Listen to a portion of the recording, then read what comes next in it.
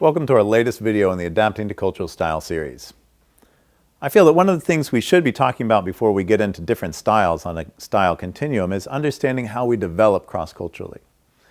At this point in time, there's probably no more topic that's more important in a global world than understanding how we can become more competent working with different people across cultures.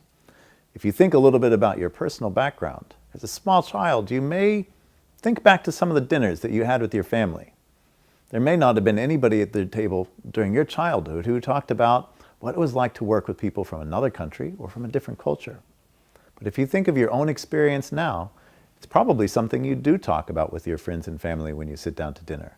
What's it like to work with other cultures and people from different countries?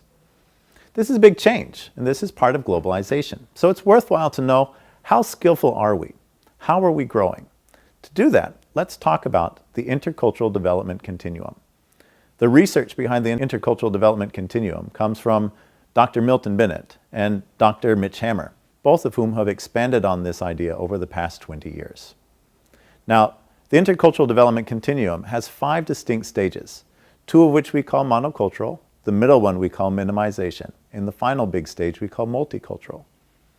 Let's take a look at some examples of how these might show up in common communication or in common ways of working.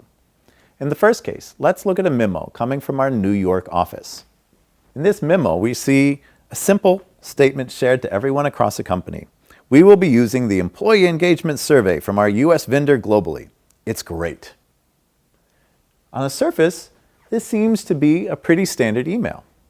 But we might also notice on the surface that it doesn't take into account other cultures and the way other cultures may be thinking about engagement or how they report it in an assessment. Thinking about the next stage, we call this polarization. And there's 2 stages in polarization. The first is defense, and the second is reversal. In both cases, there's a defined sense of definitely there being other people out there. It's an us and them sense. In defense, well, let's look at an example of what defense looks like. Recently in training in Shanghai, we had one of our trainees say to us, if our colleagues in India would just apply common sense, we wouldn't have this problem. They should really learn to be professional like us. We are one way. They are another way. This sense of us and them are 2 different ways of expressing the world, and it's clearly a sign of defense. Reversal is where we often find another culture and, without understanding it completely, treat it as being better than our own. For example, you might have heard things like, people from France are just more romantic than the people here. Or possibly, it's just better over there. These are examples of where we think less of our own culture compared to another, without really thinking of all the complexity and shades of gray. Minimization is the next step in competency, where we've begun to pick up on similarities and differences, but we minimize those differences and emphasize the common senses that we have, the common points. However, we tend to overlook some of the key elements of those differences. Let's look at an example a manager once said to me. He said, I don't care if she, a team member, is from Latin America, Asia, Europe, or Africa. She's part of our team, so I'll treat her like I would anyone else on our team. In this case, the emphasis on our team and how we behave in our team minimizes those differences between cultures and misses it out on some of the richness of different cultures. The later stages, what we call multicultural thinking, begin to accept and appreciate that there are different ways of doing things in different parts of the world. In the case of acceptance, we may not fully know how to leverage and how to make the best of these differences, but we do appreciate that people are different from us. In the final stage, what we call adaptation, we begin to understand and leverage those differences to make the best of them.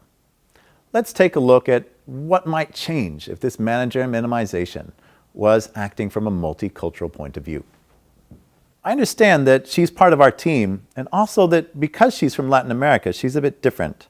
I understand her expectations of me as a boss are different than my expectations from my boss.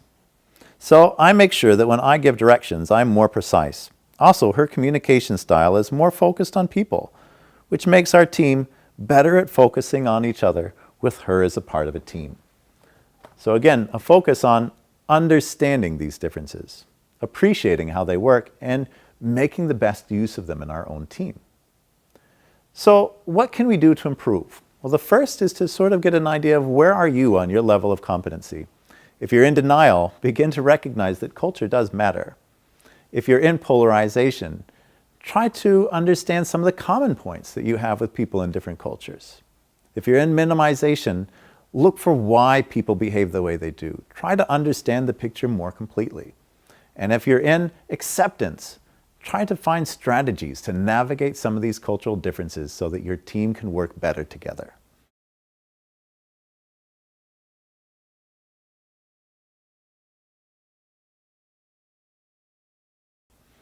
As always, when working cross-culturally, have fun and enjoy the challenge.